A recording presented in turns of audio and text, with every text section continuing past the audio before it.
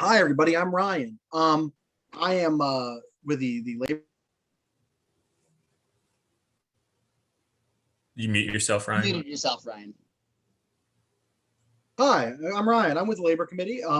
I'm here to talk about the PRO Act. The PRO Act is a huge campaign that's being run nationally by DA. DSA. We're trying to get it passed, and I think it's worthwhile to talk about some of the background, some of the history that led us here, and then what we are doing to get it passed, and what it'll mean if we do get it passed. So I'll try to keep this fairly brief, and I'm not sure if we're having a discussion period afterwards, but I'd be welcome to talk afterwards on Slack or in the chat. So let's go. First question is, what is the PRO Act? That is the Protecting the Right to Organize Act. And it's a really important bill that's currently passing through Congress. It would make it easier to organize unions and to punish bosses who are fighting organizing, which is a huge problem. If it passed, it could reverse decades of legislation that's been trying to whittle away at unions, and it would boost the labor movement, and it could help us win a Green New Deal, which is one of the big reasons that DSA is supporting this nationally.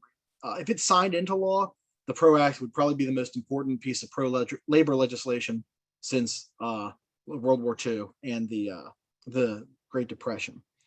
So, how do we get to where we are now? Basically, in the 1930s, during the Great Depression, workers organized militantly, independently. They got a ton of unions. They fought really hard and often illegally. And they won a bunch of new laws that made it way easier to organize a union. And some of those laws are still with us today. Laws and then also court rulings at the time banned things like company unions, which is where an employer herds you into a pro-company workers organization that doesn't really challenge their power. There were yellow dog contracts. That was a contract where when you got a job, you signed a legally binding contract that you would never form or join a union. So that was banned. Basically, protections for the right to organize. And it spurred this wave of new organizing because workers now felt safe enough to do so without risking their jobs or their lives. 1935 was the National Labor Relations Act, or the Wagner Act, and that set up the system that we use today that most people associate with like forming a union. Since that time, most unions that you see formed, like when you see in the news, are done through the structure of the National Labor Relations Board. There are people in DSA who are a lot more knowledgeable than me on the ins and outs of that process, but that's basically what you see. You see forming a union, union elections, they're run through this process. This is just a photo from the 1930s of the Woolworths workers sit-down strike, one of the many strikes and labor actions that came after that wave of legislation when workers felt a little more empowered. But that didn't last for long. The capitalists staged a counterattack and started passing legislation to reverse a lot of those improvements. And the key piece of that was the Taft-Hartley Act in 1947. And this banned a lot of activities that workers were using to empower themselves. One was secondary boycotts, in which workers would encourage the boycotts of businesses associated with ones that were being organized or struck, to basically put business pressure on the employer in question. That was banned. Right to work laws were eased into effect in a bunch of states. That enabled basically unions or it enabled employers and governments to keep unions from collecting dues. Workers had now the quote unquote choice to not be union members or to not pay dues. And so unions ended up bargaining contracts, but without any power or money or support from their members. And it also kicked people who were accused of being communists out of their unions, which was a real blow to organizing. That culminated this period in Reagan's breaking of the air traffic controller strike, where the government itself replaced a bunch of striking workers with permanent replacements. And that really gave the green light even more to a lot of employers to do this to workers. And today, employers feel pretty much safe doing whatever they want, even if it's illegal technically. They can use intimidation, they can lie to workers. We saw that in the Amazon campaign, which I'm sure a lot of you saw in the news in Alabama this month. It was a big national campaign.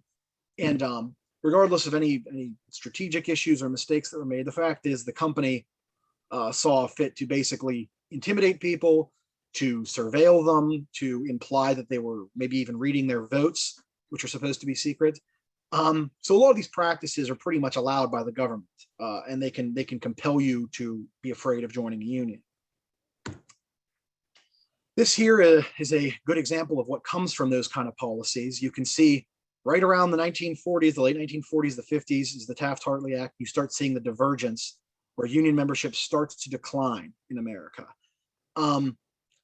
Then you can see the blue line is the share of income that goes to the top 10% of the economy. And you can see a pretty obvious divergence. When unions are large in number, then working people have a big share of the wealth. When unions decline, rich people take even more of the wealth. And it's a pretty obvious trend, as you can see. We're hoping to reverse that. So the PRO Act, what would it fix? Well, it would amend the National Labor Relations Act to ensure that freelancers and gig workers can't be just called independent contractors. This would allow them to organize. For example, I'm a freelance writer. As the law stands now, if I tried to organize with other freelance writers at the same publications and form a union, we could be charged under the Sherman Antitrust Act, and it would actually be illegal for us to organize. That would change under this. Now workers would have the right to organize. There's been a lot of misinformation about this aspect of the law. But the fact is it would basically just allow gig workers and quote unquote independent contractors to form unions. It would set new penalties for bosses who interfere with union campaigns. It would let unions bargain to ensure that workers who aren't in the union would still have to pay a fee for representation. That would basically get rid of the right to work laws that so many states have that are hamstringing unions financially. It would allow union elections to be held more easily, including by mail or online. And it would require employers to negotiate a contract quickly. One of the big problems is you might win a union election, but then the employer hems and haws and won't negotiate, and the whole campaign starts to kind of slow down and fall apart. This would force them into the negotiating table. And it would allow secondary strikes and boycotts so that workers could support each other and wage bigger campaigns across shop lines to put pressure on their employers. So what would this mean for us in our workplaces? Well, if you work a gig job or a freelance job, you'll have the right to organize a union without fear of any legal repercussions. That also means that workers would feel more comfortable doing it, because if they lose that sense of uncertainty, maybe they're more willing to talk to an organizer. If you and your coworkers want to form a union or want to talk about it, the boss's power to stop you would be restricted. Some of the tactics that bosses use wouldn't be as effective or would be curtailed under this. That famously, employers use tactics like the captive audience meeting, where they basically force you to sit in a room for hours watching videos or listening to speakers say why unions are bad. And if you go on strike, if you do form a union, your employer couldn't hire permanent replacements to just to can you and then hire new people, which is a common practice or a common threat. And other workers would be able to support you without fear of legal repercussions. So you'd be able to use those kind of bigger campaigns, put pressure on your boss through new means. It would basically be a lot safer. Even if it wouldn't be perfect, people would feel a lot more comfortable organizing. So where do things stand on getting this passed? I mean, is this a pie in the sky plan, or is this something we actually have a shot? Well, the PRO Act passed the House in March, mostly along party lines, although actually a handful of Republicans did support it. It now is awaiting basically some kind of action in the Senate. Now, we all know, or many of us know, that the Democrats control the Senate basically 50-50, and the vice president breaks the tie, so barely control it. And as of earlier this week, 45 Democrats in the Senate supported the PRO Act. So we were 5 away from our goal. The good news is that yesterday, I believe, DSA and our allies pressure worked on one of them, and we were down to 4 senators. Senator Angus King from Maine relented, and now we have 4 left. You can see them here: Mark Kelly and Kirsten Sinema from Arizona, Mark Warner from Virginia, and Joe Manchin, the famous Joe Manchin from West Virginia, are the holdouts. So it's you know, these are some people who we've had to deal with, or will surely have to deal with again on these issues. The good news is actually Joe Biden publicly supports the PRO Act. Major labor groups and activist groups are pushing for it alongside us. It's not just DSA. Huge swaths of the labor movement also want this. So there is at least a lot of pressure. Now that we still have to deal with the filibuster, but we'll cross that bridge when we come to it. So why is DSA involved in this campaign? DSA nationally has named the PRO Act as our highest national priority. A lot of these actions are kind of culminating on May Day, May 1st, but might continue well beyond it. This is from the DSA's national campaign. They said, to solve our climate and economic crises, we need a Green New Deal. To win a Green New Deal, we need mass worker power. To build mass worker power, we need to pass the PRO Act. And that pretty much sums it up. I mean, if we want to get anything done, it's almost impossible to get our legislative or political goals accomplished without workers being more organized. And this is a great first step to that. So what would we as DSA have to do to get this done? Well, we have to pressure Senate holdouts, and we have to have conversations with our coworkers and our friends and our neighbors about this issue. And as part of that, DSA is doing these enormous calling and texting campaigns to voters, especially in states where these holdout senators live.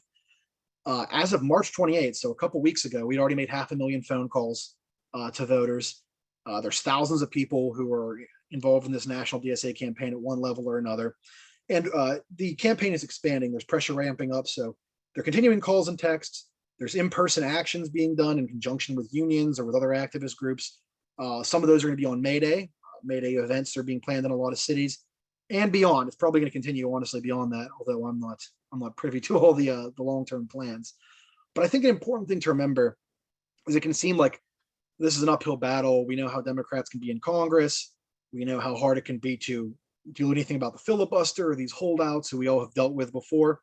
But the fact is as much as I think we have a shot at passing the PRO Act, it's not just about the bill. It's also about talking to people about organizing. I think launching these conversations, it's kind of what we in news call the news hook. It's like something current we can use to talk to people about organizing. It's not just about this bill. It's about saying to my coworkers, hey, have you heard about the PRO Act? And then saying like, well, how come it's so hard for us to organize? Like if we wanted to get together, why could our bosses do this to us? So I think it's about more than just legislation. It's important for us to think about it that way. This is a way to organize worker power and get legislation passed. So the big question is, how can we as DSA members help right now? Well, there's a lot of ways to get involved really easily. And I have these links I have here. I'm going to post them in the chat once I'm done talking here. You can learn about the campaign. There's a DSA PRO Act campaign website that's really nice. Schnazzy website has all the basic facts of what we're doing. You can sign up for phone and text shifts on the link there. It's really easy to do. Originally it was phone calls. It was like 3-hour shifts, and that's hard for some people. Now you can do text banking. You can text bank people to go and do phone banking. So there's a lot of layers to it. You can join the Pittsburgh chapter. We have a PRO Act Slack channel where we're just posting updates and hopefully can get to planning some in-person events. And you can go to the national Slack, which there's a link to there. There is thousands and thousands of people on it. They're always exchanging ideas, updates, talking about how best to talk to people about the PRO Act.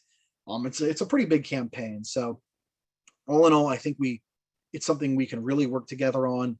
It's something that affects pretty much every group, committee, whatever your interest is in DSA, whatever your goals are politically, they're served by having more workers and unions and by having more worker power. So this is one of those things that can kind of bring us all together. And it's a great opportunity to talk to our coworkers and our friends. So I'm going to stop my screen share here. I'll post those links in the chat. And I don't know if we're going to have a discussion or anything after this, but if you want to talk to me about this personally, feel free to reach out to me on Slack or in the